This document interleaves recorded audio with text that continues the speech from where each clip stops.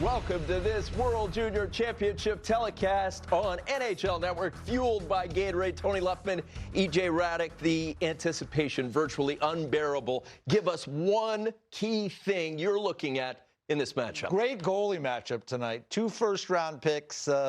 Askarov, the Russian goaltender, he was picked by the Nashville Predators, 11th overall in the 2020 draft. And then Spencer Knight, Boston College kid, drafted by the Florida Panthers, 13th overall in 2019. You don't see first-round picks usually go head-to-head at the World Juniors. You have to go back to 2011, the last time that happened. So great goaltending matchup to kick things off for Team USA and Team Russia in Pool B. And we know how important net binding is in this tournament. Let's hear from the team captain, newly named Cam York, with our Jill Savage. Cam, we finally made it here to game day. You and your teammates, you've been in a bubble, in quarantine, in isolation. You finally got one exhibition game under you, but what does it feel like now to be here on game day? Yeah, it's like you said, it's been a long time coming. I know the guys are all super fired up. It's a huge game for us against Russia, a big rival for us. So I know we're really excited, and puck drops pretty soon here. So you've been named captain of USA Hockey this year, and it's done so by your teammates, by a vote from your teammates. What does that mean to you? Yeah, it means a lot. You know, coming from those guys, they're all such good players. You know, they mean so much to me. It's an honor. But at the end of the day, there's a room full of leaders in there, and you know, we're gonna need everybody if we want to win this thing. So you were a part of last year's team. You know how difficult this tournament is. What is some of the inspiration or explanations that you've given to your teammates about this tournament? Yeah, I mean, they know how hard it is. You know, every team here is so good, every player here is so good. But at the end of the day, we just got to do what we do. You know, everyone in there is super skilled and talented at the sport, and you know, it's just about going out there and having fun. So best of luck. Thanks for your time. Thank you. Appreciate it. Tony, it's so amazing how mature these kids are. I've been watching this now going back, as I said, to 1998, the first tournament I went to, and these kids just get more and more mature each year. A good choice as captain. His team voted him to be the captain. A 19-year-old. He'll be 20, by the way, at the end of the tournament on January the 5th. Flyer fans got to be thrilled. We'll see how he looks tonight. Look for him running that power play. He fell in love with hockey during the Ducks' 07 Stanley Cup run and was mentored by Scott Niedermayer. What a story. Game time next. Russia and the United States. Enjoy. Merry Christmas and happy holidays. Welcome to this World Junior Championship telecast on NHL Network, fueled by Gatorade. Tonight, we're bringing you to Rogers Place in Edmonton, Alberta, Canada. The United States opening up Group B play against Team Russia in this 2021 edition of a holiday hockey tradition. With Dave Starman and Steven Nelson, we are in our NHL Network studios in New Jersey. Star, let's dive right into this Team USA roster that is riddled with star power. It's got a lot of star power. It's got a lot of high-end guys. It's got a lot of guys that you're going to see play in the National Hockey League, make a lot of money, and score a lot of goals. And on the back end, you're going to love this group because they are mobile. But look at the returners. Zegras, great playmaker. Turcotte, great 200-footer who can win faceoffs. Cole Caulfield, who has just become an electric player at the University of Wisconsin. Quick scorer. Kaliev, the Artie Party, who can just bury it from anywhere. Bobby Brink, really good returner. Shifty, great on the entries, can create a lot of offense. So there's a lot of different mold to the players that are coming back, a lot of different dynamics that they bring, and they also bring a really good mobile defenseman that can play heavy, can play skilled, and can get pucks up ice quickly. 16 first and second round picks, 23 draft picks total on the roster, and we're not even mentioning Matty Beniers, who's looked at for 2021, will be a top first round pick to be sure. Nate Lehman, the head coach for Team USA, says they want to dictate and will work from the net out, because in net, where we start, Spencer Knight and Yaroslav Askarov for Team Russia, these are probably the 2 best goaltenders in the tournament. And you couldn't find 2 goalies more different than these 2 guys. The only thing they have in common is they both wear equipment. That's it. Knight is a technician. He's a tactician. He's got great goaltending IQ, real good economy of movement. Askarov is a modern-day version of Grant Fuhr. He is all over the place. Great athleticism, great skill. There's a rhyme and reason of what he does, but he's based more on his ability to move his feet, move his hands, track pucks. He's a backwards goalie, catches with the other hand, and he can be dynamic at times. This is an awesome style matchup to watch. Almost time to do that hockey in Edmonton. Dave Starman, as you hone in on this matchup specifically and the styles that will be playing head-to-head. Nate Lehman for Team USA and Igor Larionov, the professor, taking over behind the bench for Team Russia. Well, when you watch the Russian team play, they're going to remind you a lot of the Soviet teams that Igor Larionov play. Or if you grow up in Detroit, they're going to remind you a lot of the Russian Five with the way that they puck possess, regroup, move pucks back, get their D involved. Stay five in the frame. I think if you're the U.S., you need to be on their defense and be on them heavy and hard. The one thing I noticed about their team, the Russian team, when you put pucks in on them deep, their defense really struggled to get out of their own zone. And as I was watching video, one thing popped at me immediately. They struggled to get pucks up ice. Why? They have an entire lineup of left-handed shooters. They've got one righty in the lineup, one guy that shoots right, one of the forwards, and their goalie shoots right. That's it. So for hockey fans at home, now hearing that from you and watching this game, where will that be most evident? I think it'll be most evident when they are playing in their own end, because a lot of what I just noticed what Canada did to them, as you see Askarov here getting ready, and he is going to be a spark plug to watch. The one thing, and Askarov's good with the puck, and Nate Lehman knows that. And what Nate Lehman wants is pucks in deep to get them on their backhand. So when players are on their backhand, it's a trigger to attack them and cause turnovers. And now Igor Larionov wants his team in full possession of the puck, moving his units of 5. This is the first World Junior Championship since 2014 that Valery Bragin isn't the head coach for Russia. He's the head coach for 8 of the previous 10 World Junior Championships. Larionov was an assistant a year ago. It'll be the most vocal Soviet bench you've had, or Russian bench you've had in a while, because Bragin didn't say much. Oh, let's do it. Puck is on the ice in Edmonton, and the World Junior Championship is underway for Team USA. Dave Starman and Stephen Elson here in the booth. Jill Savage embedded with Team USA in the bubble. You're seeing it already. See it right off the faceoff. Up to a forward, back to the D. D to D and back. This is going to be the Russians' game all night. Keep an eye on it. It's interesting to watch because you don't see it a lot, but it's going to remind you of the old Soviet teams. We talked about the first-rounders on Team USA's roster. 5 first-rounders for the Russians, including Vasily Podkolzin, the captain, wearing 19 in red. Picking up behind the net, Henry Therun throws it back. As he's checked up along the boards, the United States will break out. Giving pursuit is Kirsanov for Russia. A collision there. Now picking it up behind the net is Alex Turcotte, Los Angeles Kings first-round pick from 2019. See, as the U.S. moves pucks in, if you're going to move pucks in, especially on the right side, you're going to wind up with a lot of the Russian defensemen having to go to their backhand on the wall to protect the puck. That's an advantage for the U.S. It's harder to clear a puck on your backhand. Hard check in the D zone for Team USA. No penalty called, though the bench was complaining for it. Bouncing puck in front of Askarov. He kicks it into the corner. You see Matt Boldy, number 12 in white. Minnesota Wild second rounder in 2019. Keep an eye out for him. The coaching staff has loved what he's brought to the table in the lead up to this tournament. Playing with a little bit of chip on his shoulder, having been cut from last year's squad. Into the zone here is Boldy, top of the circle. His shot is blocked. Going to the other side is Matty Beniers.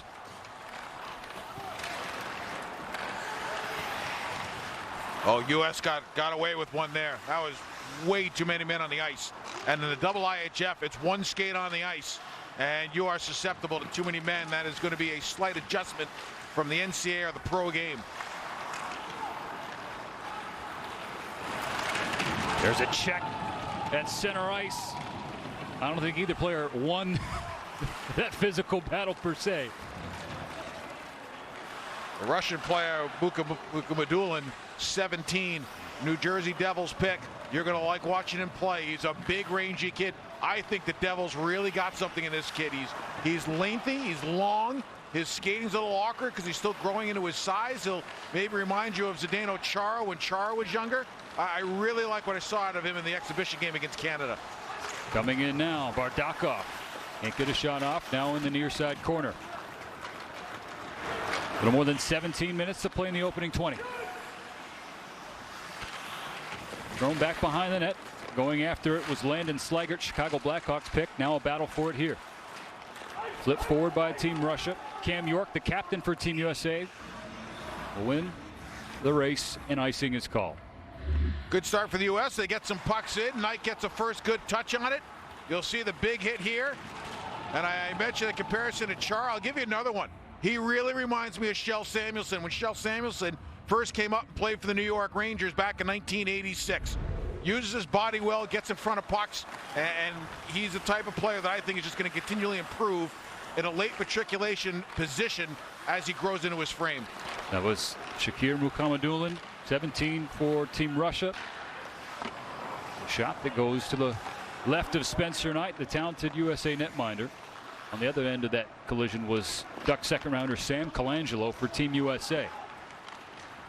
York will lead things on. Cutting in, falling in front of the net, drawing a penalty is Team USA. Russia will touch up, but the first man advantage will go to the Americans. As the professor looks on, three-time Cup winner with the Detroit Red Wings, who takes over this team in the U.S., will get a chance to get on the power play early on here. Here comes Turcotte with a nifty little move. God, does he look like his father when he does that. His father was in Baltimore when I was there in the early 90s. And after he got tripped up, you might not see it at the end of this replay, but he gets up and he bumps a scar off. Turcotte's got an edge to him, which is what I think is going to bode extremely well for him as he continues his pro career with the Los Angeles Kings. He's a 200-footer who plays angry. He's got an A on his chest as well, one of the 8 returnees for Team USA. And Dave Starman, with that, we watched the power play, and for those not familiar with the World Junior Championship, when you talk about keys to the tournament, it's goaltending, then it's special teams. What are we going to see from this unit? You are going to see a lot of skill. You're going to see a lot of puck movement. Nate Lehman wants this thing hopping around. He doesn't want them being content with the puck just going to station to station. He wants pucks inside the seams. He wants pucks at net front, and he wants possession. By the way, I talk about goaltending and special teams as if that's not important at any level of hockey. Here's Trevor Zegras now, the breakout star from last year's tournament. 9 assists to lead. All skaters in just 5 games played, all primary helpers. Former Ducks first-round pick. Sanderson at the blue line. You know, one of the biggest challenges for the U.S. is going to be keeping it simple on the power play. When you get a lot of elite players all playing together, everybody wants to make the nice play to somebody else, and you crank up Sweet Georgia Brown in the background, and all of a sudden you think you're watching the Globetrotters. And sometimes the key to using all that skill is letting the skill be simple and doing what you do best, and that is 1 or 2 passes and a shot. You see how they're struggling on entries? Yep. It's yeah, you want to grab possession, but putting the puck behind the Russian defense, not the worst idea in the world. It's been a pretty brutal start to the first power play for Team USA, if we're being honest. A nice defensive play earlier in the neutral zone by Cole Caulfield as Safonov was breaking and would have been by himself on Spencer Knight. Now they enter with less than a half minute to play on the advantage. Second unit out there for Team USA. Jackson Lacombe will throw it back. Gets it. Excuse me, Brock Faber. Now Lacombe again. Checked off by Chistyakov. And the Russians will clear, and that's going to do it for the United States power play.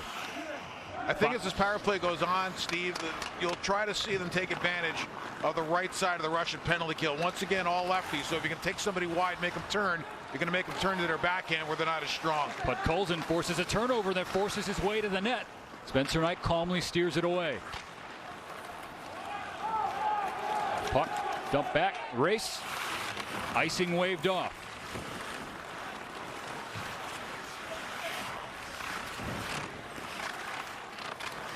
In the corner, Slaggert battling. Now on the left side, we see Ryan Johnson. Puck comes out of play, and we have our first stoppage. We're still scoreless. A couple of donuts here on Christmas night as the U.S. and Russia open up the World Junior Championship. I got FOMO seeing that scenic shot at Edmonton for the 2021 World Junior Championship fueled by Gatorade is taking place. Group B is underway now with Russia and the United States opening play. With Dave Starman, I'm Stephen Elson. Jill Savage is on location for us here on NHL Network.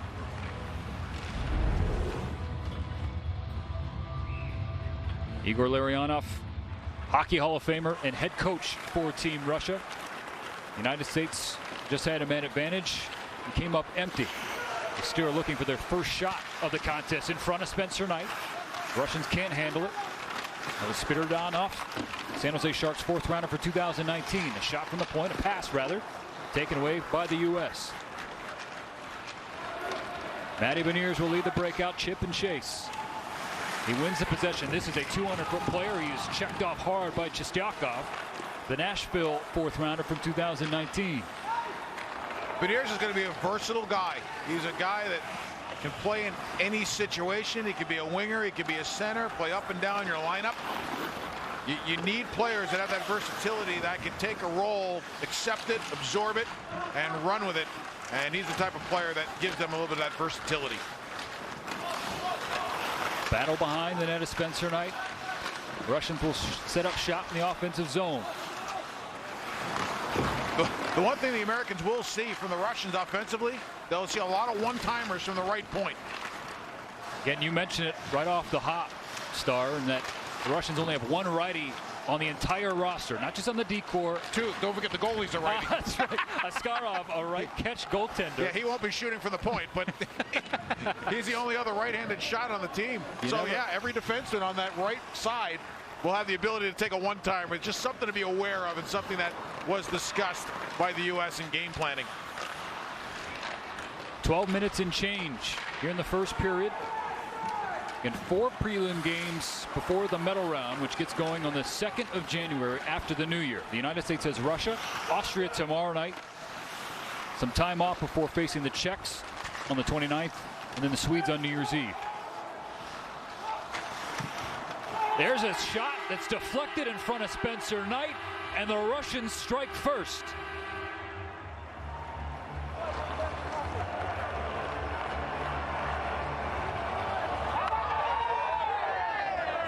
Great enthusiasm for the Russians, as you hear on the bench, and that's what they wanted. They wanted the first goal.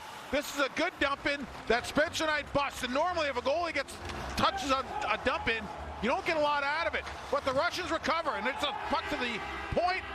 They get set up with a good screen. All this was an attempt to get a puck to the front of the net to see what can happen next. Wow, what a tip. Spencer Knight, not much he can do about it. As he's got the glove low, tries to get it with the elbow. The Russian bench explodes. That is a huge goal for Russia. They manufactured something out of nothing, all by being conscientious and detailed on their dump-in in terms of their puck pursuit. 2 second-round picks tag teaming for the first tally for Russia. Artemy Niazev, Shark selection in 2019 with the shot from the point, and Vasily Ponomaryov. The Canes took him 53rd overall just a few months ago. So it's 1-0 Team Russia about midway through the first period. And now they're looking for more.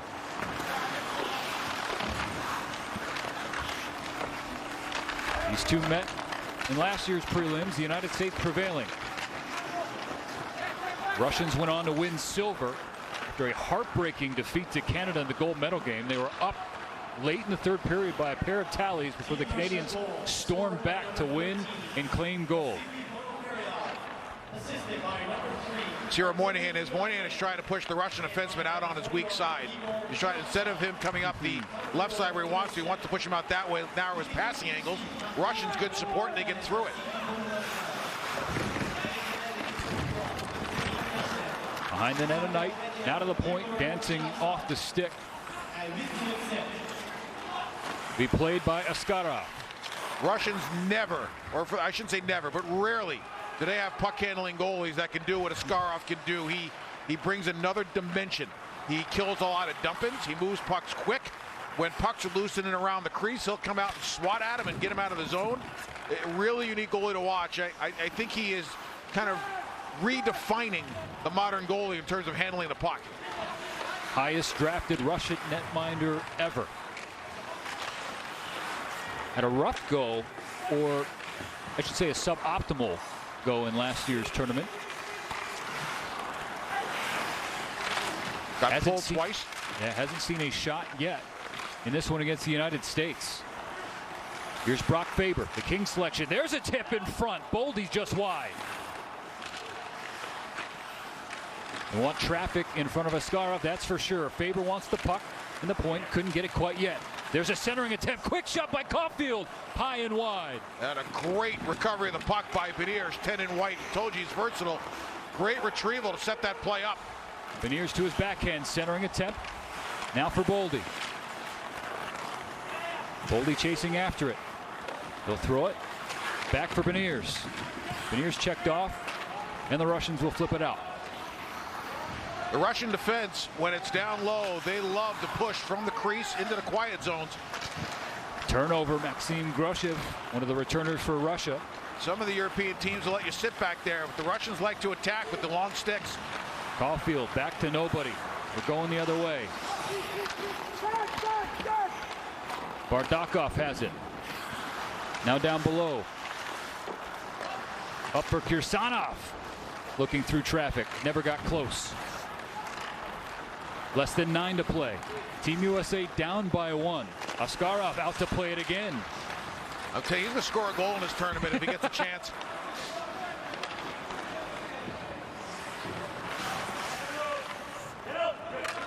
Trevor Zegras being guarded and now face guarded by Askarov. Lead pass. Podkolzin pulls up for reinforcements, but Amirov can't handle his pass. Now at the point, thrown at Spencer Knight. Digging it out is Team Russia. We play on. Russians have been streamlined, simple, and effective. The best way I can describe their first period so far. Arthur Kaliev looking to let it loose right into the gut of Askarov. And now some pleasantries being exchanged from this international rivalry. The Russians on top 1-0.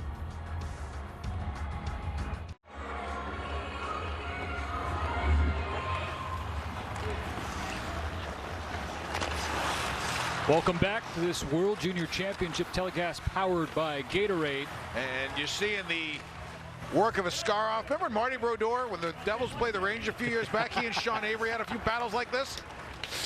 I remember Mark Fitzpatrick as an Islander goalie having a little battle with a couple of Rangers in a playoff series. Love when the goalies get involved like that. And knowing Trevor Zegras, he probably loved it. Oh God, yeah. Just a real competitive kid who last played amateurly at Boston University. I remember his coach Lenny Cannell telling me, or his assistant coach there, Lenny Cannell, an old buddy of mine, telling me Zegras is not afraid to try to make a hard play. Like, he's just one of those guys that can size up a hard play and make it. And last year he did a ton of it. We're going to explain to you some of the face-off nuances that you're seeing in terms of the referee's arms and things like that as we go along here. There's been some changes. Off the draw, Brett Berard has it. New York Rangers prospect. Trying to find help. Instead, the puck finds the Russians as it's cleared. Jackson Lacombe, one of 4 Anaheim Ducks picks on this Team USA group, now has it behind the net. No shock, Anaheim going the college route. David McNabb is a guy who's running a lot of things over there. Got a great eye for the college talent.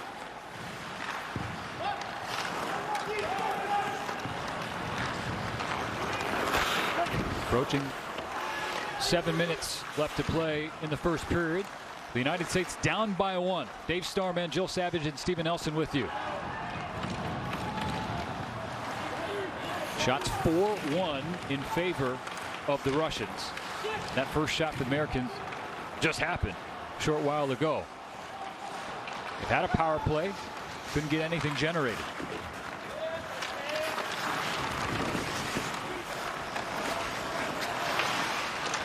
Thrown past the net of Knight by Bardakov. And now back out. And Muka Madulin, again, another good play. Left point, 17 in red. He's been extremely noticeable through period number 1. Stefanov brings it down. He's bodied up by Brock Faber. Kept at the line. Then chipped forward by Arthur Kaliev. Americans need to start winning some races here. They got to do something. Zegras. Cross for Kaliev. Sharp angle shot. Held on by Askarov. I love that shot. The dead angle shot has become the new grade A in hockey. And he takes a shot from way off to the side. A lot of times the goaltenders aren't going to square over. Askarov is usually pretty good at it. But on this situation, they catch him a little deep on the pipe. There you see he's not exactly squared, but he's not totally on the goal line. And all Kaliev is trying to do is get a puck to the front of the net that maybe goes off Askarov and lands in front for a second opportunity. It's a smart play by a veteran player. Star, you've been doing this tournament the last, 13 years now on NHL Network. I've been lucky to be with you the last 3. And something you've always said is, don't overthink it, just get the puck to the net. Oh, there's one that gets to the net and trickles in. We're tied at 1.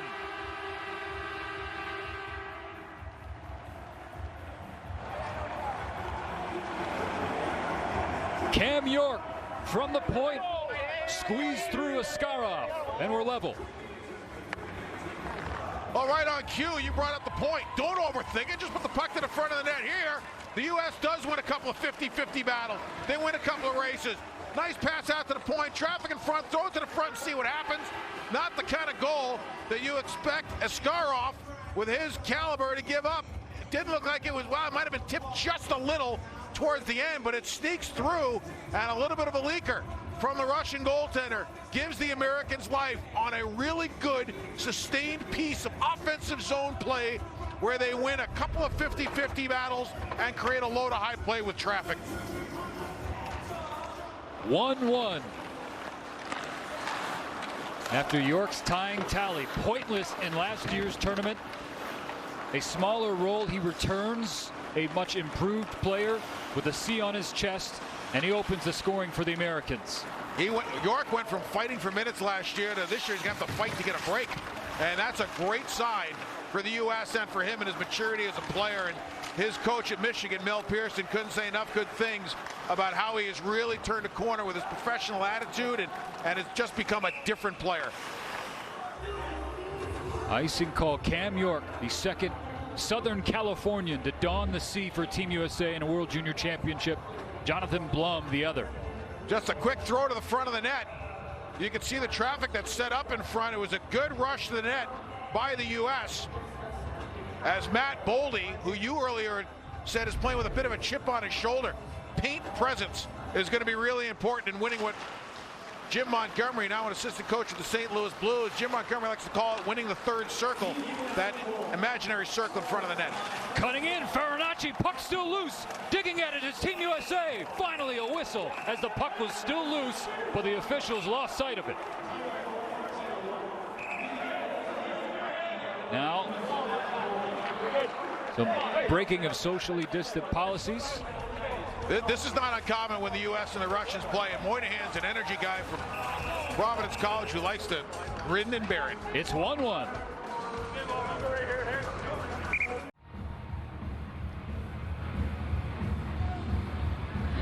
But taking a look at this goal a moment ago, we were looking at to see whether or not there might have been a tip. This almost was a second opportunity and a second goal. And look at the flexibility. Remember I told you it's like a little Grand Fuhrer with that flexibility? Wow. For now, it's Cam York's goal. Puck in front of Askarov, shot off the side of the net. Team USA trying to take the lead here with 5 minutes to play in the opening period of their World Junior Championship. I guarantee you that the bench command from the coaching staff was stop playing with it and shoot it. Get your legs underneath you and get to the front of the net. You can be a little pretty, you can be paralyzed with nervous energy. You get the bobbles and the yips, get it out of the way and just get the puck to the net.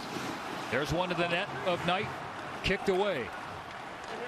Clearly some more jam for Team USA here the last handful of minutes. The light has come on for them.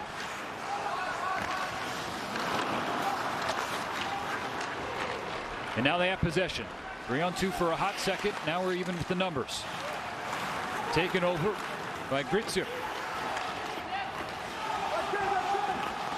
And now arranging to his left before he's checked by Faber was Kostadinov, Minnesota Wild second rounder from this year. I love this kid. Boy, can he play. There's a shot in to the stomach of Askarov. Kostadinov with a good play at one end, and boy is he ever sneaky. And then down the other side, the U.S. comes back. Take a look at 12 White in front of the net. Watch the tip of his stick here. See the trajectory of the puck right now? And now you see how it changes a little bit? It slowed just a tad, and the way it fluttered changed when it passed by the stick. I think that was tipped on the way in. They're giving it to Matt Boldy. How about that? Talked about him as a sleeper to watch. And he comes through. But it's York with his 18th point in 20 career games with Team USA between the World Junior Championship and the U18s. See, I gave up a lot of goals in my life. So I can tell you about when pucks change trajectory and they change spins. That stuff I see. 3.5 to go. Halting down.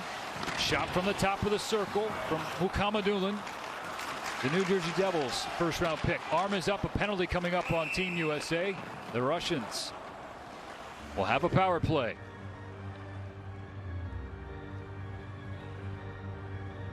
U.S. with its first PK scenario of the tournament. The USA number 23 minor penalty. Russian power play. They used 2 units against the Canadians the other night, and neither one did a ton.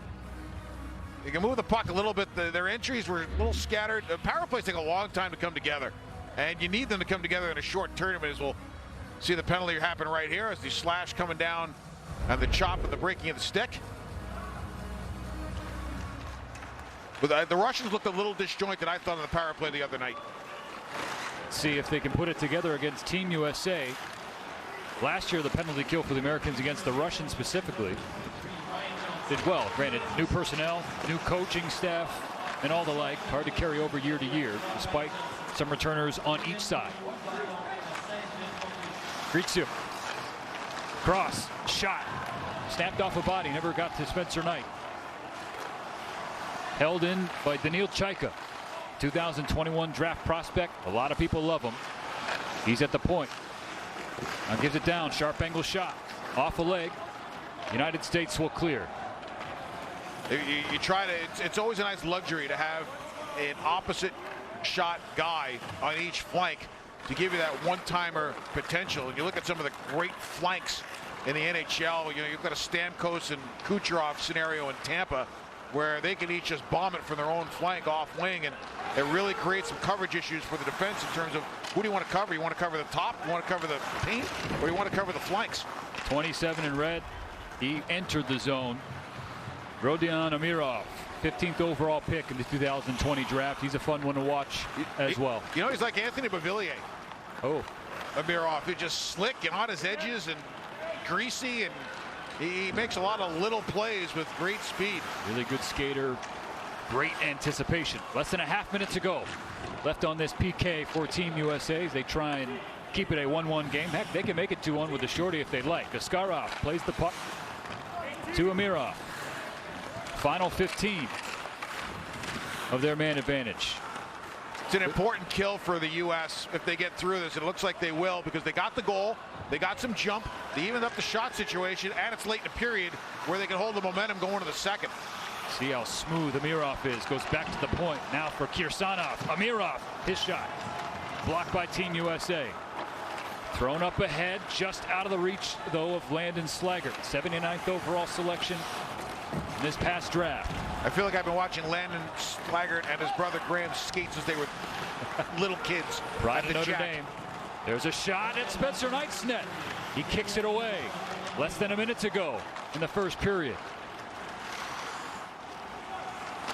Askarov way out of his net. Plays it on. Now turned over. Alex Turcotte in a battle for it. He loses it. Kuznetsov has it. 40 ticks. Will we see a last-minute goal here in the opening game of this tournament in Group B? Just a preliminary round meeting between the Russians and the United States. Jake Sanderson content just to maintain possession. So is Cam York. Alex Turcotte has it off the boards and into the Russian zone. No icing.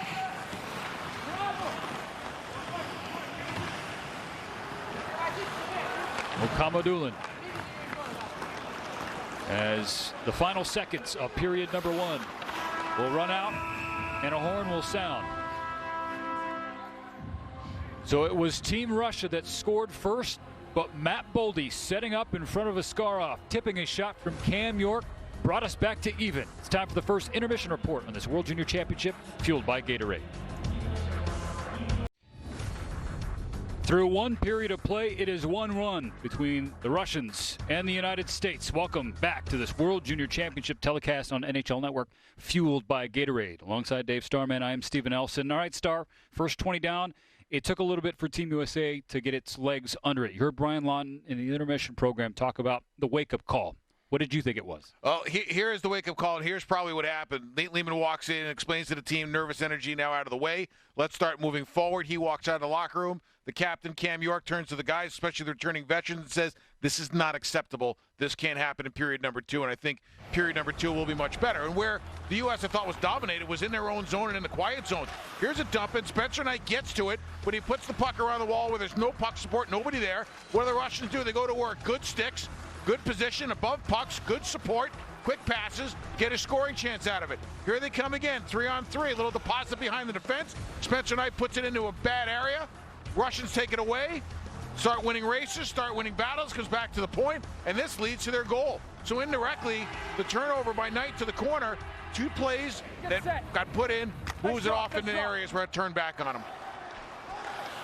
The puck is on the ice in Edmonton. And the sandwich stanza begins with a quick whistle, 7 seconds from the drop. And I'm sure Igor Larionov walked in and said to his team, hey, the puck support game was great. The forecheck game was great. We did pretty well in our own zone in terms of controlling the areas below the goal line, in terms of keeping the U.S. to the outside. The last thing that the Americans want to be is a perimeter team with the skill that they have. For them now, it's about being a little bit more in the paint, being a little bit more between the dots, and funneling more pucks to the net so they can get some goal mouth battles going, get their heart rate up a little bit, as Coach Jerry York at Boston College likes to say, the Hall of Famer. Starman and Nelson in the NHL Network studios in New Jersey. Jill Savage embedded with Team USA in the bubble. She will continue to provide ringside reports and interviews with players and coaches throughout this tournament, which begins with preliminary round games, 4 of them to be exact. United States in Group B of this tournament. And then the medal rounds will begin. Ultimately, the gold and bronze medal games will be played on the 5th of January. The first goal for Team USA initially credited to the captain, Cam York, then changed to Matt Boldy, who was camped out in front of the net. Credit back to York. But Cam York, the goal scorer. Boldy among the Americans down in the corner, and he picks it up again behind the net of Ascara. Centering pass for Caulfield, who whiffed on the shot. Good, however, second time Caulfield has gotten into that spot for a good opportunity, and that's a really good sign for the U.S. One thing Caulfield does, I think, really well is he disappears and reappears in prime scoring areas and gets those quick passes and buries them. It's been a staple of his for Tony Granato with the University of Wisconsin. Jackson Lacombe paired with Jake Sanderson. Turnover in front of Knight. Matty Beniers quick to get back. Beniers will have his name called in the 2021 draft and won't have to wait long. Beniers and Boldy have been really good. I mean, if you look at the 2 Americans whose names you've said a lot, it's those 2. Brett Berard now up top. Brian Johnson, the D-man.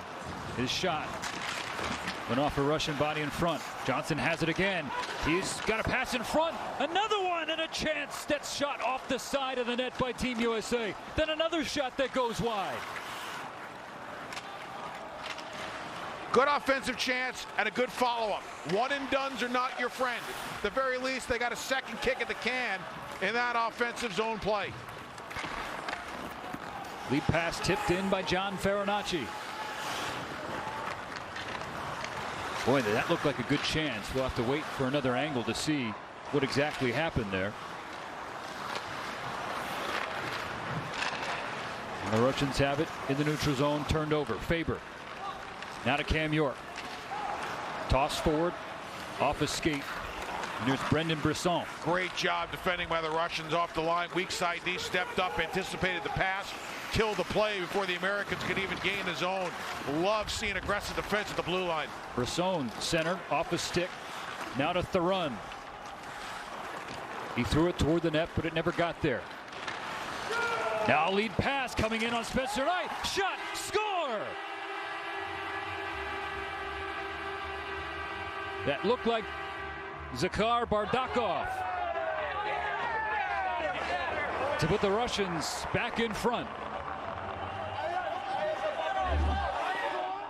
What was so interesting the other night, the U.S. gets a great chance. Here's the opportunity, and Brink just missed, and not by much. Then the Russians turn one around by blocking a shot. They get into transition. Look at this little pass. Oh, beauty. And then the breakaway beats Knight 5-hole. there are two parts of this play you love. One is the pass. Wow. Two, because he got behind the defense. And two, no playing around with the puck, no extra move. He felt the backside pressure, didn't take a chance trying to make too many moves, got it, set it, didn't let Knight settle, and he buried it right between his legs. And the Russians with good defensive play in one end, defending hard, turned into offense. And the other night against Canada, it's interesting. They didn't have a lot of offensive zone time, and most of their really good chances came on long plays and breakaways. This is Bardakov's first international tournament for Russia. He comes up with a go-ahead tally in the early going of the second period of his squad's opener. Bardakov's a draft eligible who just did a nice little job of getting his name into some people's minds with a really good play jumping behind the defense with speed. And if you follow what he's done the last couple of years, what he's known for most is leading the MHL, the third-tier league in Russia, in penalty minutes in back-to-back years. Showing off the mitts there, beating Spencer Knight on the break. Here's Alex Turcotte. His shot is wide. Now Trevor Zegras jockeying for it, taken over by the Russians. Brock Faber pressured by Safonov. Brought out by Boldy. I've talked about it. The strength of this American team is going to be their defensemen and their ability to get pucks out. There's a turnover. Brief 2-on-1 centering pass. Good back check there by Matty Beniers. Again, we've mentioned he plays 200 feet. Here comes Cole Caulfield to himself, to his backhand, off the side of the post. Puck still loose. Askarov has no idea where it's at. Caulfield, spinorama, taken over in the slot.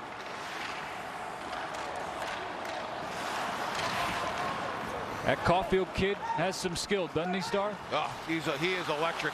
By the way, the part 2 of that line was, it hasn't happened yet.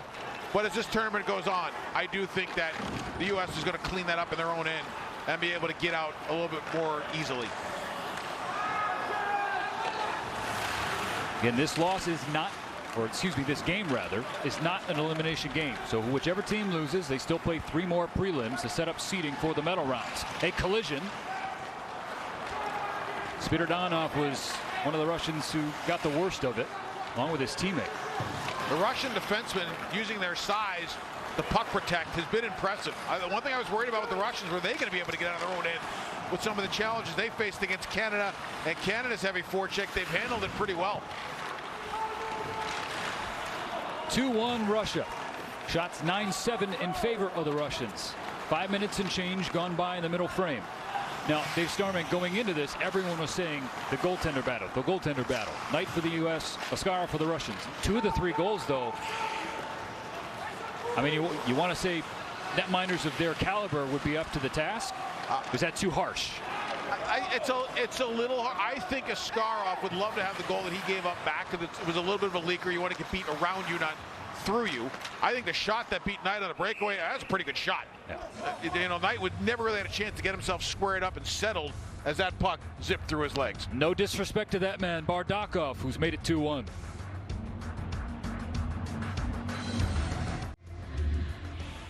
Welcome back, Team USA. Back down a goal, but it looked for a moment like Cole Caulfield might have tied it. No, there are very few players playing in the NCAA right now that can do what Cole Caulfield could do in terms of changing the angle of a shot and breaking a defender's ankles one-on-one. And the other side of it, real good opportunity by the Russians. And we were just talking about that shot. Didn't let Spencer Knight at all get a chance to set up. The 9 shots on goal for Russia. 2 of them have gone by the Florida Panthers' 13th overall pick from 2019, Spencer Knight, playing in his 3rd World Juniors. Granted, his first one, he was the 3rd goalie. There for experience. Bunch of bodies in front of him. Puck kicks off one, and now in the neutral zone. Dave Starman and Stephen Elson honored to be on the call once again for this World Junior Championship. Jill Savage is in the bubble in Edmonton, providing ringside coverage. 7 minutes off the clock. You know, there's just something about bubble life. It's well, you spent a bunch of your life in the NCHC bubble. Oh. Ben Holden, the CBS Sports team, did a terrific job. I'm glad you guys are still alive. I appreciate that. That was unique. Rink hotel. It's, if nothing else, it establishes routine really well. And one of the players for Team USA, Tyler Clevin, defenseman who wears number 7 in white, Ottawa Senators' second-round pick from this past draft. There's a huge check on Alex Turcotte, who's up quickly. Clevin spent some time in that bubble before he was called to Team USA's camp. All of a sudden, he was there, and we looked downstairs in the lobby, and he's leaving. It was the second time in a quick turnaround he had to catch a flight to Detroit. The first time was when he got drafted, and then it was time when he was leaving the bubble, going from Omaha back to Detroit for training camp. So attention hockey fans, some cool and exclusive items are just waiting for your bid in the Raise the Flag auction. The auction site is active now. You can get it on the bidding, get in on the bidding at usahockeyfoundation.com. All proceeds support preparations for the 2022 Olympic and Paralympics. So again, check out the auction site, usahockeyfoundation.com. Matty Beniers, Michigan Wolverine, was pledged to play for Harvard. Then when the Ivy League season was in jeopardy, wanted to get some playing time in his draft year. Waited and waited and waited. Opted to go with Chris Mayotte, somebody he knew, now an assistant coach at Michigan, an assistant on Team USA here under Nate Lehman. And he's been playing for the Wolverines. And boy, does that club under Mel Pearson have some quality players. Now, Michigan's always had a lot of high-end guys. Have always been a good program. Red Berenson ran that program for a long time. Mel Pearson comes back after he had left, become a head coach for a while at Michigan Tech, and now comes back when Red leaves, and Michigan picking up right where they left off when Mel was last there. And always have high-end talent, great building, and in a very highly competitive Big Ten conference. Awkward get-together on the far side boards, and Brett Berard there sticking up for Bobby Brink, who was checked down. Bobby Brink was also in that bubble, playing for the University of Denver, and had a good couple of games to get started, and comes back as a returning player. I think he's a player that really brings a unique dimension to this team because he is so good getting into the zone. Like, he can create plays that you don't see happening. Only get a chance to see the penalty here is he gets hit right in the chops, and that's the penalty. And yeah, Brink tries to figure out where his chicklets are as he looks around, make sure everything is still intact. But he can make some plays that you have no idea where he's going with it. There was a play he made in the pod. He gets in the zone. The easiest play is to the second forward, going right to the front of the net. Nope, waits. And one of his teammates, Matt Benning, is going on the left side, hits Benning on the far dot for a goal. Outrageous NHL-style play. And the face intact after the high stick to Bardakov. Remember, I wasn't kidding about the PIMs at the MHL the last 2 years.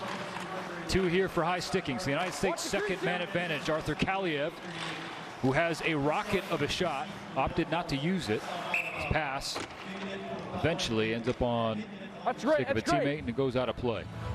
Jump. Russians with good pressure. You got a guy like York up top who can beat you in a couple different ways. He can suck you in and get your stick in a bad spot as a penalty killer, and then slide one over to a guy like Kaliev who could just bomb it, or a guy like Caulfield who can go make a move. And Caulfield's one of the more interesting guys because he loves to play on his own side. He feels more comfortable with the puck on his wing and playing on his wing when he's on the power play. Feels it gives him more options.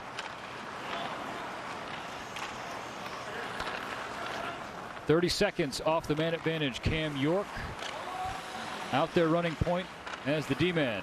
Matt Boldy, Trevor Zegras, good pressure there from Safonov. He's taking some more time off the power play for the Americans. Now ahead for Boldy, into the zone. Good stick. Amirov, first round selection, will dump it, and the units will change. Trevor Zegras signed an entry-level contract with the Anaheim Ducks. He has not played meaningful hockey in about 9 months. And they wanted to give him a ton of run during the exhibition. Cole Caulfield. Caulfield with a rifle. Past the glove of Askarov, but off the glass. 40 seconds to go. One-timer. Caulfield lets it go. Puck loose in front of Askarov. Now he covers, and a whistle sounds. This is the beauty of Askarov. I mean, he could just be all over the place making saves. Technically, he's got some room to go. but competitively, he is just terrific. Here he squares up really well. He does give a lot of rebounds out of him. He can be a rebound machine, but the way he fights for rebounds is a good part of his game, and the Russians are finishing checks wherever they can. They've been posting up, facing up, pushing wide, and killing penalties both up ice and in their own zone with some aggression. Final 30 of 5-on-4 hockey for the United States. Shots 9-8 in the game. Still in favor of Russia, but where it counts is a scoreboard, and that's also slanted toward the Russians 2-1. Jake Sanderson. Pass for a one-timer that was well wide. Last 10, Turcotte takes it in. Comes back for Sanderson. Now far side. Sanderson at the point. Lacombe waltzes in, tried to give a cross-ice feed, never got through, and we're back at even strength. Not a bad idea. Try to get it through the seam if you can. Once you get a pass through the seam, the defensive coverage seems to collapse a little bit, and everybody starts looking around and potentially getting puck mesmerized. Russia did a pretty good job keeping the U.S. going station to station. They did get a couple of chances.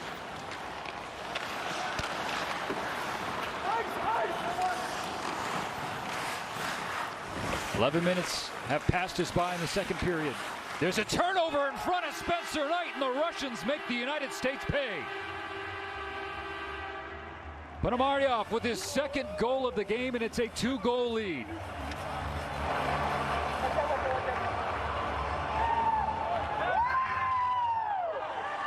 You get one early in the game, you get the hot stick, and that stick just keeps getting hotter. Dump in, he goes for it. Look at the reaction of the U.S. Just nobody moving. I mean, it's not acceptable. And that's something that the coaching staff, I guarantee you, brings up. I mean, they were just passengers on that train as the Russians went in, got a puck, won a race, nobody there.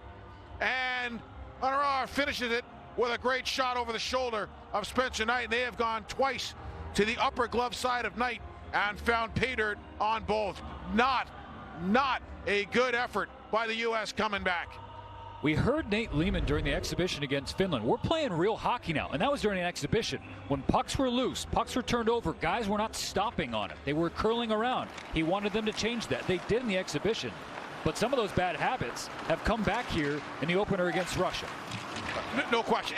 Listen, it does take a while to get your game going again. And we saw it with all the NCAA teams when they started playing again. It took a couple of games to really get your feet underneath you. It's no different here, especially in a tournament where pace is the #1 ingredient for winning games. Carolina Hurricanes fans, though, will be happy to see Vasily Ponomaryov, pot 2, 53rd overall pick. He spent the last 2 years in major junior hockey. Helped the Russians push the lead to 3-1. Here comes Bobby Brink. Brink to his forehand. Shot deflected off the stick of Kirsanov. Now behind Askarov. Bounces in front of him. Off his blocker. And he's out to cover it. Extracurriculars happening. You can hear it. I like the officials saying, don't do that. Don't do that. We're stepping aside for it. U.S. could use a little of this. They need it because they're down by 2. ShopUSAHockey.com is the official online store of USA Hockey and your source for the latest line of USA Hockey apparel. You got jerseys, you got outerwear, you got toques. You find everything you could possibly want and need to proudly cheer on the red, white, and blue. Okay, so visit ShopUSAHockey.com. Check out the latest offers right now. We haven't talked about the mobile coaches app yet, have we? We haven't, Starry. No. Let's get it in. Been waiting since January 2nd to get back at this. We will as we go along. That's a tradition unlike any other for us here on the network. In our World Junior Championship coverage fueled by Gatorade, the United States opening up the tournament against Russia. Spencer Knight played the puck out, and it goes into the back of the net. 4-1 Russia. Safonov on it. That's not a good sign when your starting and star goalie is looking at the bench to see whether or not he's coming out. He has had a tough go here in the first half of this game. Puck gets dumped in. He comes out to play it. Icing gets waved off. Throws it up the wall again into traffic. I mean, he has made life for himself almost impossible in this game. He almost got back to it. Showed some athleticism getting back to the crease to get part of it. But he just put the puck into an area where there was nobody there for him. and the Russians score and make it 4-1. And with the way that the Russians can play possession hockey, that's a 3-goal hole that's a little bit bigger than it looks on paper. And goal differential is a factor in this tournament as well. That is something for fans, maybe new fans of the World Juniors, should pay attention to. There has been a change in net for Team USA. Spencer Knight, the 13th overall pick in 2019, replaced by Dustin Wolf, a 7th rounder of the Calgary Flames in that same draft class. So Spencer Knight, who did not have a quality World Juniors a year ago, 296 goals against average and 895 save percentage. A tough start here, 4 goals on 12 shots. That being said, USA Hockey feels not good, great about their depth in net, with Wolf sliding in behind Knight. Well, listen, their goaltending's good. Wolf's just not playing well. Knight's just not playing well. He is a tremendous goalie. He's just not having a good game. And that can happen as you start. As you see, Wolf, you mentioned a 7th round pick. And a couple of years back in Victoria and Vancouver, it was a 7th round pick of the Montreal Canadiens, Caden Primo, who had a great tournament, came within a goal of winning a gold medal for the U.S. So throw out where he got picked in the draft and add up the fact that he's tremendously athletic. He's got a great glove and ultra-level high compete. Wolf plays for the Everett Silvertips in the WHL. My buddy Mike Benton calls their games. Has had a front row seat to Wolfie's skill, Wolfie being his nickname, and he's got a lot of it. One of 4 California natives, native of Gilroy, but moved to Orange County when he was young. Grew up playing for the Junior Kings and loving the play of one Jonathan Quick. And how could you not if you grew up in Southern California as a goalie? It's a good organization, the Junior Kings. Brett Beebe, former star at Western Michigan, is one of their coaches that has done a great job with their youth program. I love seeing how good hockey is in Southern California and how vibrant it is. Oh, it is well represented on this team as well. As there's a battle behind the net of Wolf with 6 minutes left in the second period. It's 4-1 Russia. I mentioned the 4 natives. And also 4 Ducks prospects and 3 more for the LA Kings. So Southern California probably dialed in. There's the first test for Wolf, and he stands up to it. He'll hold on for a whistle. The United States has to get something going. Down by 3 in Edmonton. Time now for the game. Dustin Wolf now in goal for the United States. Considered undersized at 6 foot, but tremendously athletic. And I guarantee you that's 6 foot is one of the reasons why he was picked a little bit lower in the draft. Great ability. And he got into a game last year in which he played well in. And this is a great opportunity for him because more than likely I think they're probably going to flip-flop and have him play Austria anyway. So this is a great chance for him to warm up for the Austria game. But I got news for you. #1 goalies pick themselves. It's a great chance for him to make an early attempt at the net. Wolf fell in love with hockey going to San Jose Sharks games with his parents Mike and Michelle. And now, as a netminder and a draft pick of the National Hockey League, at his size, as you mentioned, he looks up to UC Saros. There's a bouncing puck, looking for a stick, finds it up top for Chisyakov. He goes across for his mate. Now down is Gritsuk. Deflection, puck goes away from Wolf. Turned over.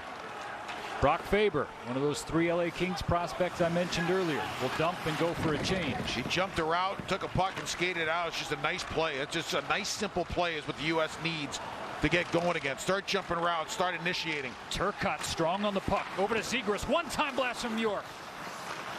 Now far side. In the slot. Looking for Caulfield. It's on the stick of York. Bouncing through the legs of Askarov. He sits on it. Good chance by the U.S. as they generate a little offense, and Askarov, he doesn't make it look pretty, but he gets it done, and he gives you a little heart attack in the process. The U.S. with a great chance here, and I love the fact that York just got this thing right to the net, and Caulfield has been sniffing around the net all night, and he gets another little look from here. Askarov, puck is bouncing around, and Turcotte, his former teammate at Wisconsin, and at the National Team Development Program, in there for a second look. It's the returners. There are 8 of them for Team USA, a bunch of them factoring in on that little chance for the United States. They try and bring the squad back into it. Henry Thrun turned over. Good stick to get back and negate a Russian opportunity. Flip forward. Never got to Cole Caulfield, and thrown back for Thrun to chase after it. And a 4th rounder of Anaheim in 2019. Plays at Harvard, but with the Ivy League stoppage now in the USHL with Dubuque.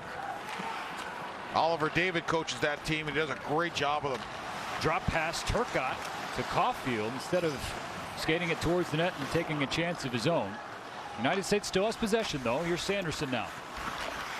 In the corner for Zegras. Turcotte in front of Askarov, puck loose. Sanderson can't hold the zone. Groshev in on a break. Groshev with the shot, and it's kicked away by Dustin Wolf. Good hustle back by the U.S. on that to influence the breakaway. Caulfield, one-timer from Beniers, blockered away by Askarov. Pace picking up here with 3:20 to go in the second period. Boldy plays it to Beniers. Beniers has Kaliyev on the other side. Beniers holds, wrists into the stomach of Askarov. There'll be a face-off to his left. U.S. picking up the pace. I guarantee you somebody on the bench said, hey, let's open this thing up. We got nothing to lose right now. Breakaway. Wolf with a good play here in terms of how well he gapped, and he knew that he had 2 defensemen putting pressure on the Russian forward who couldn't get the puck off clean. And turn around the other way, the U.S. gets some good opportunities. Groshev just couldn't really get a good handle on it as Sanderson came back hard.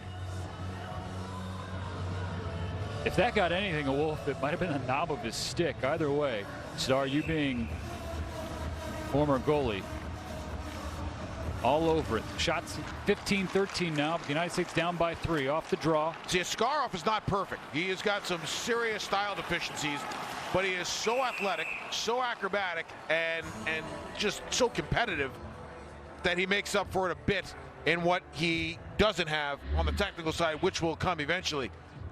This was it for Spencer Knight. Comes out, didn't really look, threw it up the wall, nobody there. Puck bounces off the blocker and in 4-1 Russia, end of the night. And like I said, I guarantee you the talk on the bench was, okay, nothing's gone right. Let's open this thing up. Let's take some chances and see what happens. 4-1 and 6-1, not a big difference. Now Spencer Knight is wired the right way to play goalie, though, isn't he? To overcome nights like this. Bartender's memory. He has probably already forgotten that this night happened. And there is a reason. There are several reasons the Panthers took him with the 13th pick. It's a tough go to open up the World Juniors. He'll try and get back on his horse. Right now, Berard. The funniest thing is every time he plays Nate Lehman's Providence college team, he shuts them down. He shuts them out. I mean, I have watched him just clobber Providence. Here's Cam York. Puck down.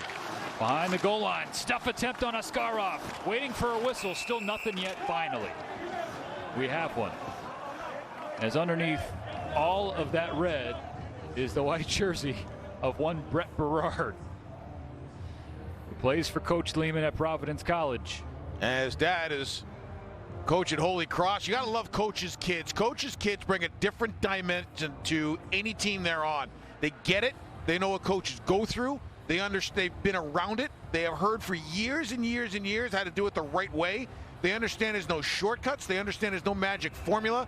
Coaches' kids, to me, I think bring a ton to a locker room just because they understand what it's all about. Nate Lehman gave us one word to describe his Friar in Brett Berard: feisty. And he's got another one in the pipeline as Brady is a PC commit. Here's Trevor Zegras. When Nate Lehman took over at Providence, it took over for Tim Army, and Tim's son was still on the team. After a really tough loss, Army's kid walks across and peeks his head into Nate's office and just says, hey, I get it. I know what you're going through. I mean, it's just you're wired differently. Thrown back by Turcotte. Askarov will come out to play it. Held in by Zegras. He has Caulfield down below, but the puck dances away from him. Now Turcotte to York. York throws it at the net of Askarov, who gloves it down. Simple play by York as he gets the puck to the front of the net. And U.S. wins a couple of races on the walls to keep puck moving. The broadcast of this game is authorized by USA Hockey. Any rebroadcast, retransmission, or other use of any image, sound, account, or description of this game without the express written consent of USA Hockey and the IIHF is strictly prohibited. I nailed that, Reed. I struggle with the copyright sometimes, if I'm being honest, doing some self-scouting. Felt good about that one. How were you with the 30 and 60 IDs when you were in radio? I would feel better for Team USA if they would get a tally here in the closing moments of the second period. Here's the thing. They've had a good second part of the second period. Ever since the fourth goal, they've been alive. And you can be in a tight game early and not have your legs underneath you and be afraid to make a mistake. At this point, you don't play like you're afraid to make a mistake because the damage has already been done. So now you can almost play with a little bit of a looseness to you, and that looseness can really help you in terms of getting some momentum and playing a little bit more on the edge. Sanderson, the Ottawa Senators' 5th overall pick, holds it. Boldy shoots. Kicked over by Matty Beniers, who was screening Askarov in front. Under a minute to go. Beniers behind the net. Has some help. Sharp angle shot from Kaliev. Shouldered away. Askarov squares to those nicely. To me, he is one of the goalies who I think plays dead angle shots better than most of his contemporaries. There are a lot of goalies who do things better than he does, but in that area, he is really good. 25 to go. Dustin Wolf, who has entered the game to replace Spencer Knight, plays it back. 20 seconds to go. Landon Slaggert will bring it out and throw it in. Askarov going to try and come into the corner. He plays it and clears the zone. Slaggert's an energy guy who could have an impact on this game. I like what he brings. Last 3 seconds. The United States needs a shot. Oh, not get one. All right, Starman, quick thoughts to diagnose the middle 20 in which the United States fell down by 3. Well, Knight didn't do himself any favors with some of his play, but just in front of him, there was not a lot of tenacity and not a lot of intensity. And as a good buddy of mine mentioned, the U.S. is playing a lousy puck support game. I'll explain a little bit more about what that is in period number 3 with some video support. It is time for the second intermission report. Jill Savage standing by for some interviews. Tony Luckman, EJ Raddick, and Brian Lawton with coverage as well. One more period of regulation. Welcome back to this World Junior Championship telecast on NHL Network that is fueled by Gatorade. What will help fuel Team USA to come back and tie and potentially win this game, Dave Starman? I wonder, as they're down 4-1. We know Team USA wants to dictate play. What has prevented them from doing that more? I think winning pucks in their own end has been an issue for them during the course of this game. And the Russians have been able to gain entry, and then their forecheck has gone to work, and they have been good on the walls. They've been above pucks. Their defensemen are diving down, and every time they see numbers on a U.S. player in their own defensive zone, there's a Russian player attacking the puck. Here's another situation where the puck comes in, and the Russians are all over them. Not clean outs, not good support, not good options for the defenseman coming back. Long pass trying to get out, doesn't work. Russians jump the route, and they're able to make a play in front of the net. For the U.S., that support game has just not been there for him. Jason Herter is the former assistant coach at the University of Minnesota Duluth. Got a trio of national championships to talk about. He just sent me a note as a former defenseman. He said, hey, when you're a D-man, you look up. You want to see somebody 5-8 feet away from you, not that far. And that's been one of the problems the U.S. has been having. So Yaroslav Askarov, he's turned away 14 of 15 shots faced, and Igor Larionov excited about that. Russia with a chance right off the draw. Never got a shot on net, though. Dave Starman and Stephen Elson here. Pleasure to have you with us on this Christmas night. Thanks for spending your time with us as we kick off this hockey holiday tradition. Jill Savage is inside the bubble in Edmonton, embedded with Team USA.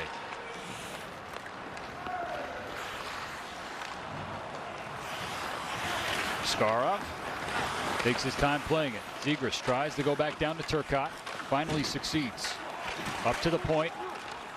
Bounced over the stick of Sanderson and deflects off a stick that's laying on the ice. And Shinakov will take over. 21st overall pick of the Columbus Blue Jackets. That's number 21 in red. Now, if you're the Russians, that long east-west pass, Askarov has to make a stop here. That long east-west pass that didn't connect becomes a chance for the U.S. And if you're the Russians, puck management has got to be your #1 concern. And there are few players in history who manage the puck as well as their head coach Igor Larionov. As the U.S. gets a chance here, Askarov with a good toe save as Boldy, who he thinks had a pretty good night and has been in the paint most of the night, was there. But this all started with a D-to-D pass, and then went back to the opposite side. It was about a 60-foot east-west pass that didn't get there, and the U.S. at the offensive blue line picked it up and turned it back around. When you're up 4-1, especially early on in a period, the last thing you want to do is shorten the rink for your opponent. You want to make them go 200 feet, not 65, and they handed the U.S. a gift wrap of a chance. Beniers, 2021 draft prospect, top prospect in fact. The United States controls off the draw. Beniers pursuing into the corner. Taken away by Kirsanov. I love when they play the puck back to Askarov. It's something they've done a couple times. Did it 2 or 3 times in a Canada game. They've done it twice tonight. I think Askarov likes it well. That puck dances by the right side of Dustin Wolf. Now off the boards and in front. Good D by the United States to prevent a chance. There's a good out. One clean. Now Spiridonov up ahead. 2 minutes have been played. Coming into the zone is Bardakov, who has 2 goals tonight. Latest shot off a leg.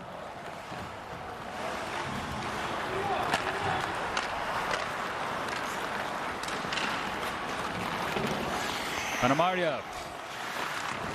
He's factored onto the score sheet as well thus far. Held in.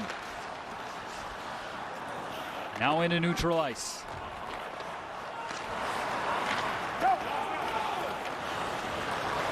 Ryan Johnson, son of Craig Johnson, ushers it along all the way the length of the ice.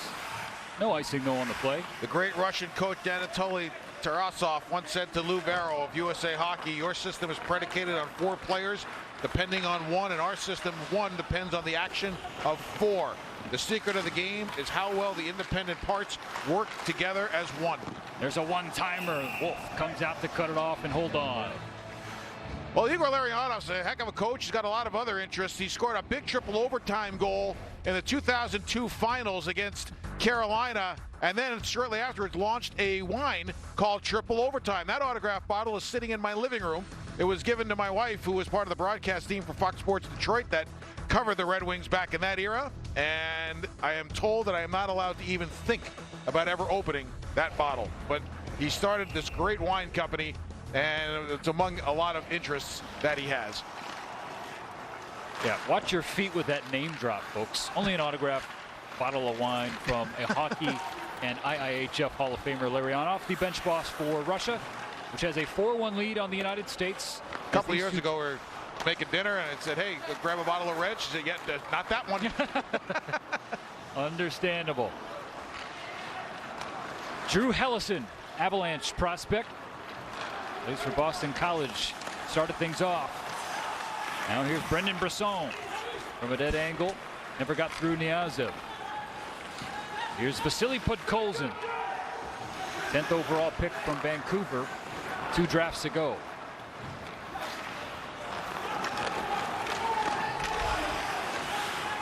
Skarov. U.S. tried to lengthen the rink there, and instead of taking the short out, they went for the long one. Didn't work for them, and we were just talking a moment ago about how for the U.S. it's about good clean outs and coming up early. Big hit right here at the end, and Schlager drives through his man on a real good check. Russians move the puck in. You'll see Schlager coming in, hands down, drives through the chest. Great hit. And anytime a player at Notre Dame does something well, it generally reflects on how well they are coached. Jeff Jackson, the head coach, and Landon's father, Andy, an assistant. He's been with the Irish going on 3 decades, player and assistant. He goes back to the Dave Poulin era when Dave was coach at Notre Dame, former great NHL player. United States trying to get one early. Starts with 1. They trail by 3. 15:45, gloved by Askarov. So one of the things that Nate Lehman talked about with his team was, especially with the veterans, after the Finland game, they scored quick. They moved pucks quick. They shot pucks to the net quick.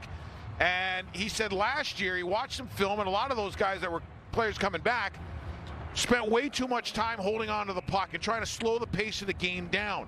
And the one thing that he wants them to do is play with the tempo up, play at top speed, play in fifth gear, force mistakes, force defensemen to turn, force confusions on the rush with defensemen having to read through the rush quickly. He doesn't want slow ups, curls, and cutbacks. He wants linear, north, fast hockey. Just out of the reach of Beniers. That's how you dictate. Takes it back, moving in front. Boldy was there. Slid through him, though.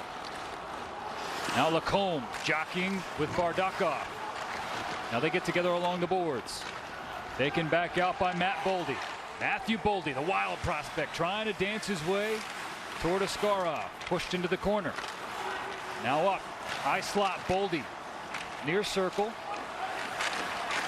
Billy Guerin's got to be thrilled with what Boldy's playing. I mean, he has just competed. He's been on a lot of plays at the puck on his stick. He definitely rates as a grade A for his compete level tonight, no question.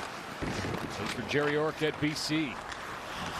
Actually, Guerin a BC guy. Yeah. All the ties. Glove up for Askarov. No whistle. Thrown on by Berard. Reinforcements come onto the ice for Team USA.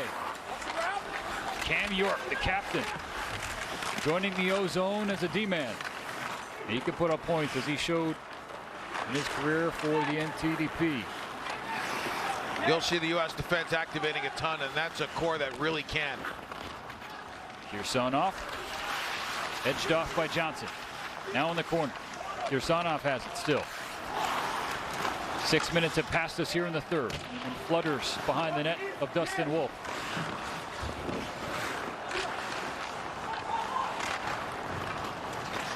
Cam York greets it. Up top, Mohamedulin. There's a shot. Gloved out of the air by Dustin Wolf. Silly Podkolzin, you saw him shake it up a little bit. He's back onto the ice for Russia. They lead the United States 4-1. Happy anniversary to the Hockey Intelligence, celebrating 10 years of improving hockey sense of thousands of players, coaches, and officials. Visit USAHockeyIntelligence.com today to learn how at-home cognitive training can help improve your hockey sense and complement your on-ice sessions. Next to Dave Starman, once again, I'm Stephen Elson off the draw, shot from the point. Stopped in front of Dustin Wolf. The United States down by 3. Group B action at the 2021 World Junior Hockey Championships. Played in the Edmonton bubble. Dead angle. Rebound off the post. And then dumped back in by Rodion Amirov.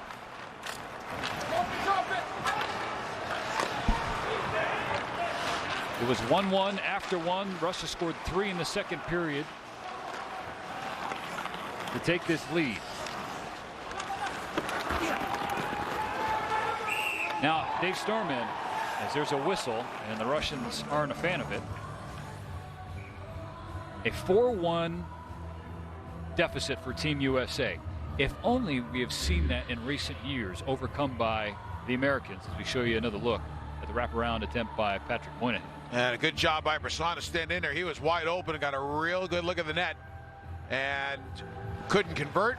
U.S. with a little scrambling play. Steve Sanderson had to go back, grab a stick, and the Russians start to get back into their possession game, which they do a great job of. Jake Sanderson is a young and up-and-coming star at the University of North Dakota, playing for Brad Berry in the NCHC, and I can't tell you how many people, including John Van Beesbrook, GM of Team USA, who said he really thought that he was the best defenseman in the draft. I asked Brad Berry, I said, do you remember playing against Sanderson's dad? He goes, oh yeah. He goes, it was a lot of fun skating around trying to chase him down all night. He said his skating was elite, and Jake's isn't far behind. United States with a little chance there. Fluttered over the net of Askarov. Back come the Russians. They throw it at Wolf. He sticks it aside. Kaliev played back and across. United States will break out. Alex Turcotte, Kings prospect, down Main Street, shot wide. It's a good play. I like the fact that he kept the center ice lane. He drove the center ice lane. He grabbed the line with the puck in possession. Didn't try to make something where there wasn't anything. Didn't try to move it. Throw a puck to the front of the net, hoping something's going to happen. And that's what the U.S. needs to do right now That's the bottom line. Funnel pucks to the net, keep your plays simple. Niazev weaving his way into the American zone. Bardakov circles back around. 11:45 to play in regulation. Now behind the net. Troshev. Niazev. They'll cycle. Thrown at by Ponomaryov. He's got 2 tallies like Bardakov does. The shot was blocked there. I'll give you another little difference in this game and why the Russians are winning. Now, granted, they've got a couple of gift goals. The Russians have been better defending with their sticks in lanes. I feel the Russians have gotten the better of the play in the offensive zone. The U.S. has not been strong on their sticks. The Russians have. Amadulin is in on it for Team Russia, now back up at the point. Thrown back along for Chinakov. He'll reverse course. Then give it. And there is a whistle as a shot rang off iron. Draw coming out of the zone. Oh, great scissor on the wall by the Russians. They have just got it going right now in the offensive zone, and a real good play is they get a chance to go to the front of the net. I think there was a crease violation. That's why the play is coming outside, but they pulled off a good one. There you see the Russian player in the crease. Shot to the front of the net, but at that time the whistle had already blown. The Russians with a real good play offensively. And what I mean on that earlier point with the sticks is I really think that the Russian team has been good in their own end at picking off passes, at steering plays away from the grade A scoring chances by having their sticks in lanes and making good plays with them. I have not seen that same execution by the American team in their own end. Try and get some energy here on the ice for Team USA. Brett Berard out there, he can provide a spark. He throws it at Askarov, who had trouble seeing it. Went off his shoulder. Puck still free. Wraparound stuff by Berard. Didn't get a good chance off. Coming down is Brock Faber. Faber on the far side. Halfway through this third period, a shot from the point, still loose. The United States scores. The deficit's been cut in half. John Farinacci, as they picked up the garbage in front of the net of Askarov.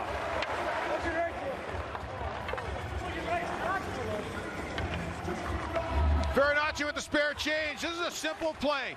Little cycle play, great low to high, throw it to the front of the net. Askarov has been a rebound machine all night.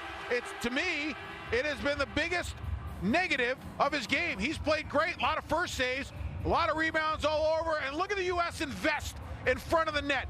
They go hard to the front of the net. They get Brett Berard goes to the front of the net with his size. Farinacci is there with a stick down ready to bury it, and for the first time in a while, the U.S. is better in front of the Russian net than the Russians are. The shot comes in, the rebound happens, student body goes to work, and they manufacture a greasy goal, and they are 1/3 of the way to that 3-goal Ryan Poehling comeback you referenced in Victoria a couple of years back against the Swedes. Farinacci playing in the USHL for Muskegon as Harvard season was put on hold, and the Coyotes' third-round selection, 76th overall in 2019, as the second goal of the game for Team USA. Here's another peek at it. Farinacci, a Jersey kid, goes to the front of the net. Look at the screen that gets set up in front. Scarf's got a struggle to find it. Farinacci created the screen and then was there to capitalize. Look at the shot to the front. The point is he just got it through. Look at all the traffic in front of Askarov, who got very busy with Berard and almost forgot about tracking the puck. I think Askarov tends to track and compete on rebounds really well. That time he got a little distracted. And Farinacci, who's the nephew of Ted Donato, the assistant coach of the U.S., manages to put one home, and it's 4-2. And I think we've got an equipment issue. Yep, they're working on the mask of Yaroslav Askarov. Don't tell me Lariano's working on this thing. Igor Lariano. I know he's the professor, but that takes it to another extent. But Star, what we saw in the second goal is the same thing we saw in the first goal. And it's the United States from the D, from the blue line, getting the puck to the net through some traffic, causing havoc in front of a netminder they wanted to do that against, and good things happened. This time it was Drew Hellison, the Avalanche second rounder from 2019 out of Boston College, who threw it on Askarov, who let the rebound come free. smelling salts on the bench for Farinacci. The U.S. just stuck with it. Little cycle play down low, vision up top, Farinacci with a screen, Berard to the front, Farinacci again. Just the whole play was great. I mean, look at taking away the eyes of the goalie. Nate Lehman and Steve Miller, the assistant coach, who's also an assistant at Ohio State, talked about when you get a goalie that's that good athletically, get in front of his eyeballs and make him scramble. Askarov is a little scratchy anyway when it comes to playing around the crease. He's not a technician, he's an acrobat. And if you get him moving and get him scrambling, you open up the top of the net, and Farinacci did it. First point in international play. And it's a big one. Here comes the Russians after the brief pause for the equipment issue of Askarov. Henry Therun. Teammates with Farinacci at Harvard, also playing the USHL, but not for Muskegon. He's with Dubuque. United States in the offensive zone. Act off the back end of the net of Askarov. Played ahead by Niazov, San Jose Sharks prospect. Now across the red line comes Afanasiev, Predators second round pick. If you're the U.S. now, keep your passes short, keep your shifts short, and keep funneling pucks to the front of the net. Do it ugly for a while. Don't overhandle. Everything goes in the net. Manage the puck smartly. See Hellison out there with Sanderson, who has it now. Brings it across into the offensive zone. Sanderson into the middle. Looking for Moynihan. Went through him and evaded Brisson as well. I think the Russian back check is too good to force plays from the wide lane into the middle lane. It's different if it's a center lane drive and you kick it out. But trying to jam pucks into the middle against the Russian back check pressure has not been successful. Moynihan with a snapshot. Gloved by Askarov. Let's take a timeout. Catch your breath. Latter half of the third period, United States trying to fight back.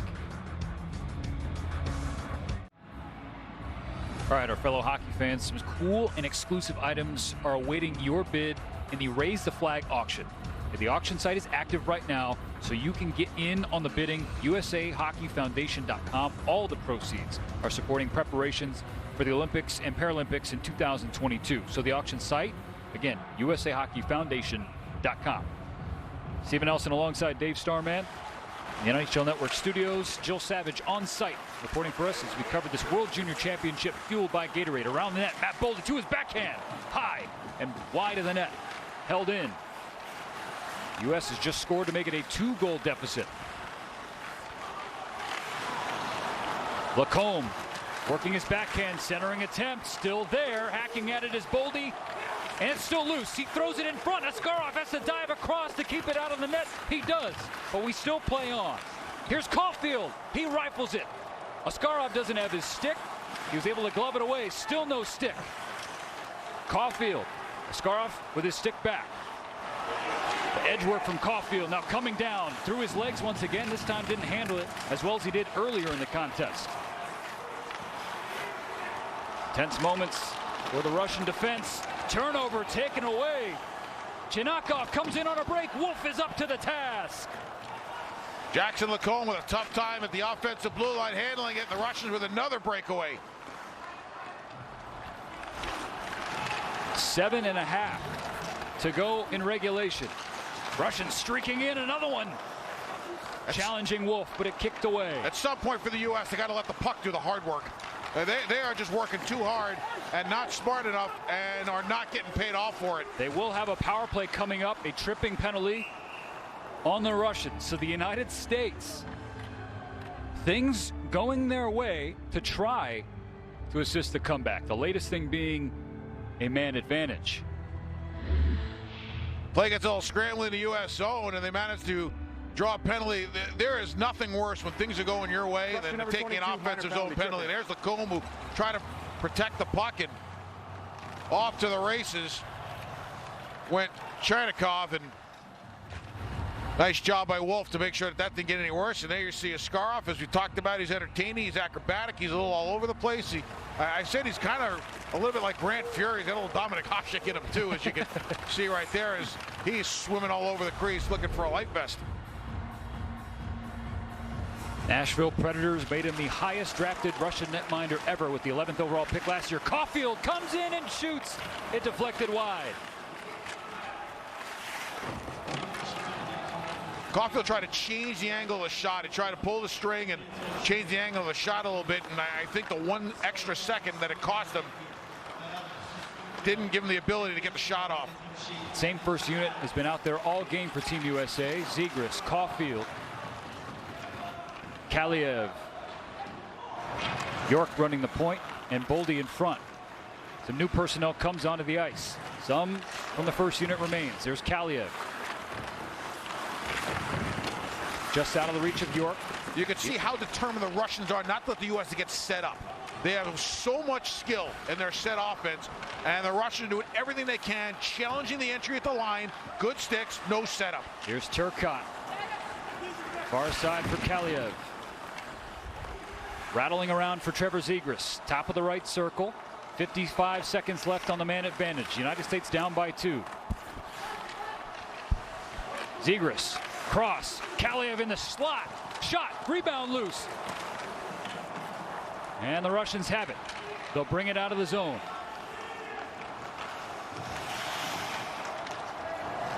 It was Spiridonov who wasted some more time, and we're down to the final 30 seconds of the U.S. power play. Bobby Brink. He enters. Centering feed taken away. For a guy whose feet I don't love, Spiridonov made a great play. He just stuck with it, kept his motor going, and ragged off a good 20 seconds, challenging the U.S. defense. Now Sanderson for the final 5 seconds of the power play. We're back at even strength. Brisson has it back from Sanderson. Brisson has it poked away. Sanderson controls it. Turnaround shot off the side of the net. Final 5 minutes of regulation.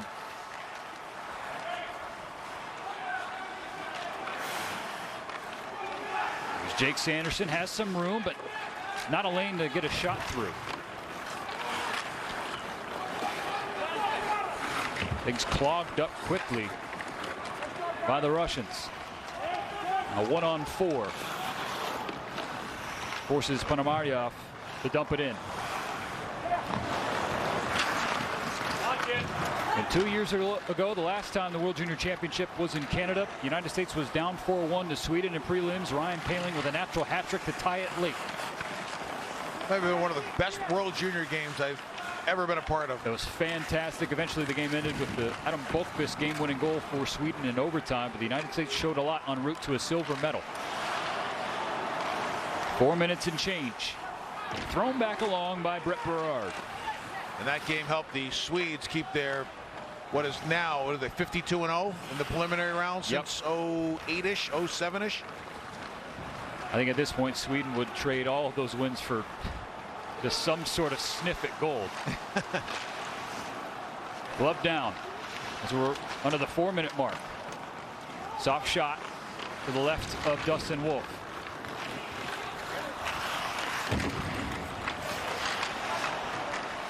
Every coach, until you play game one, will tell you how much they like their team, how much they like their process, and how much they like things, the way things are going on. And I do like the way that Nate Lehman has got this team moving in the right direction. It'll be intriguing to decompress after this one as the process continues.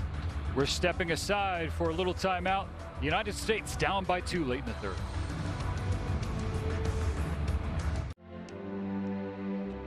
One of the most wonderful people you would ever want to meet was Art Berglund, who passed away recently after a long battle with illness, and played at Colorado College, spent 5 decades with USA Hockey in many ways, was part of this U.S. World Junior program for a long time, and may his memory be a blessing and live on within the hearts and minds of American hockey fans across the country. We're late in the third period at the 2021 World Junior Championship. Star men tribute to Art Berglund. As we near the end of regulation, the United States trying to come back. On the other side, Russia trying to beat the United States. That's going to be another offensive zone penalty on the Russians. Woof. So this game is far from over, and the U.S. will get another chance to get on the power play. So the Russians give the Americans another opportunity again with another offensive zone power Russian play. minor Now, penalty number 24. You can see the call here as Therun goes back. Just a lazy hand penalty. on Safonov. I would not be surprised if the U.S. called a timeout. They're going to get an offensive zone draw, and they get the goalie out right now. Wolf is ready to be called to the net. The Russians win the face-off and clear it back towards Wolf's net. The reason I would want my goalie out for that face-off is so I could put somebody on that far side, knowing that the game plan of the defensive team is pull it back and hammer it around and out. York with the entry. Throws it around. Now Zegras. Into the middle. Kaliev holds, shoots. Off the glove of Askarov. I think it missed the glove and went wide. Zone held. More from Zegras. One-time shot. Empty net for Team USA. Beniers. Now to Boldy. 6-on-4 action with the United States trying to come back. Late in regulation. There's a shot. They score! It's a one-goal game. Trevor Zegras makes it 4-3.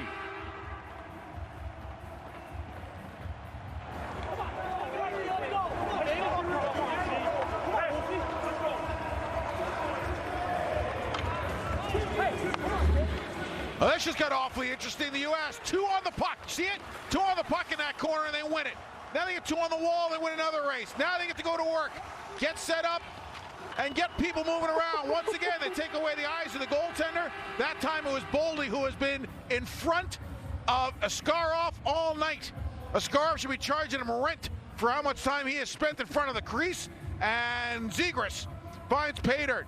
The key was the U.S. in the right wing corner. Numbers on the puck to win a battle, to extend offensive zone play. What a shot by Trevor Zegras. He introduced himself to hockey fans in last year's tournament with 9 assists in 5 games. No goals. He has a goal now, and it makes it a 1-goal game with 2 minutes to play. Brink fights for it. Gives it over to Johnson. We're watching Dustin Wolf. Chaika flips it into the glove of Wolf. Faber. Up, but Farinacci couldn't handle it. Farinacci had the 2nd goal of the game for Team USA. And look at the Russians staying true to their possession game plan, not panicking, not just throwing pucks in. Amirov with a shot. It's still free. 90 seconds left in regulation. United States trying to grab hold of it so they can get the extra attacker out there. Instead, here comes Amirov. Sliding over was the United States body to negate the play. And now they can try to get the goalie out, except the Russians have possession. Caulfield giving chase.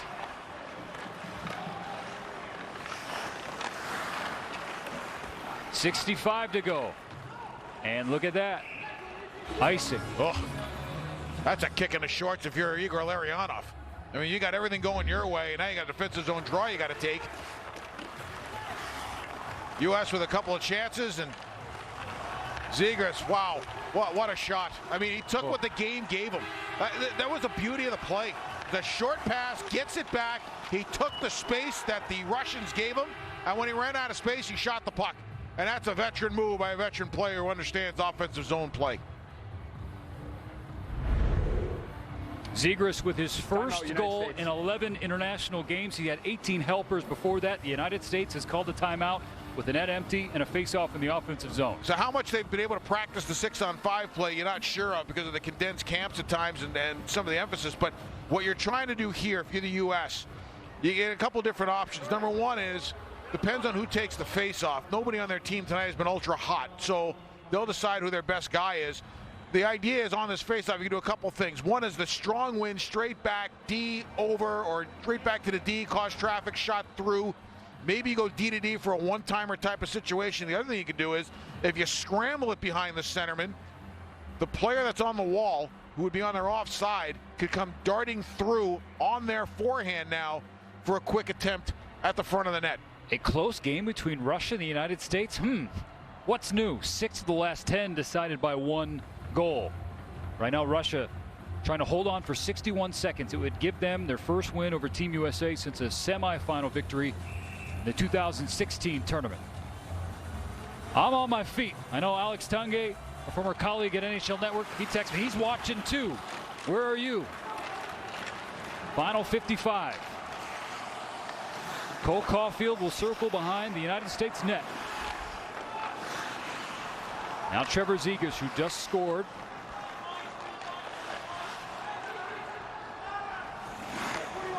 .40 seconds left. Bluttered in the neutral zone, now in the O zone for Team USA. Beniers along the midboards. Taken out by the Russians. 25 seconds left. Streaking in and putting home an empty net goal. Igor Shinakov, Blue Jackets first round pick, and that should do it. Fist bumps for Igor Larionov on the bench. Celebrations for the Russians on the ice. What sealed the fate for the U.S. on that last play is what I think has hurt them all game long, and that is pass receiver way too far away from the passer. And that pass that was back from the inside the U.S. zone deep, it was a long pass. The Russians stepped up. They defended off the puck well and jumped the route. It didn't allow the U.S. to get clean into the offensive zone or even the neutral zone. The U.S. never got control back, and the Russians finish it off.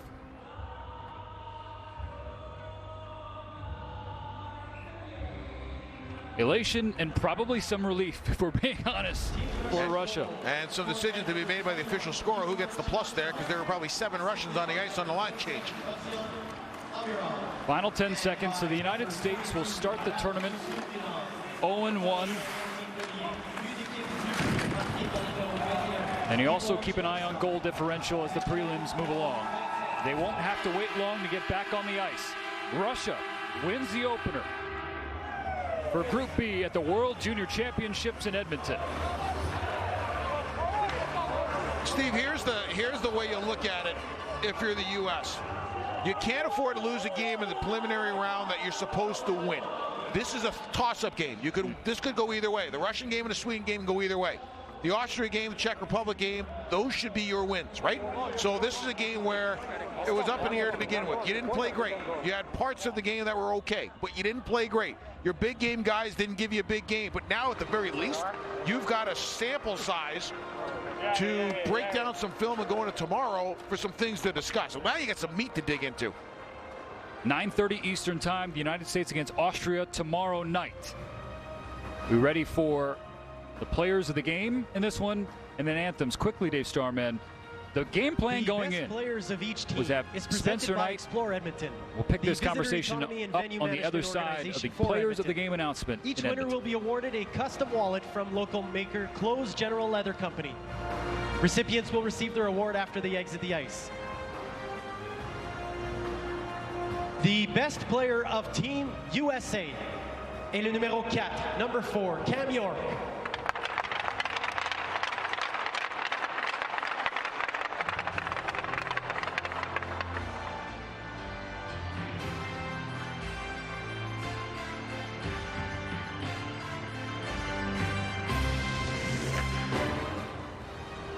The best player of Team Russia est le numéro 13, number 13, Vasily Ponomaryov.